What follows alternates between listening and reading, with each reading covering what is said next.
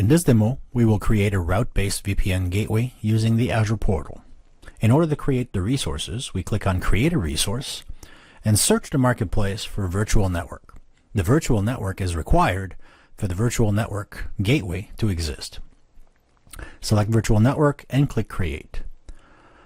In the Basic tab for Resource Group, we'll create a new one that we will name Contoso Resource Group.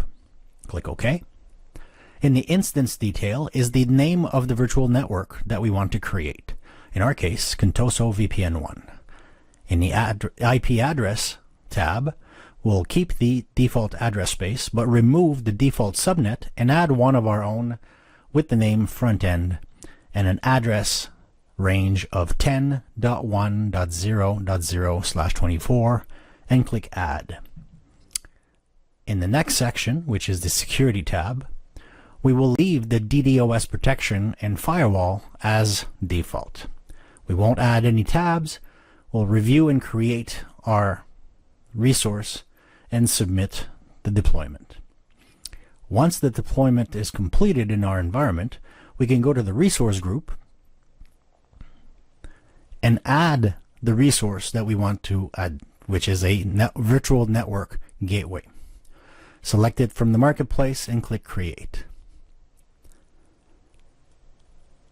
In our environment, we will give it a name.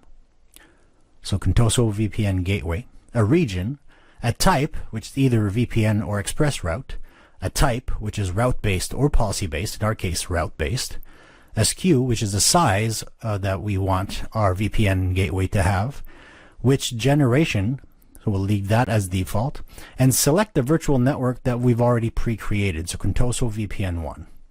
It'll automatically create a subnet address range based on the address range of the virtual network. We will create a new public address space, a public IP address for our VPN gateway, and we will keep the rest of the settings as default and click Create.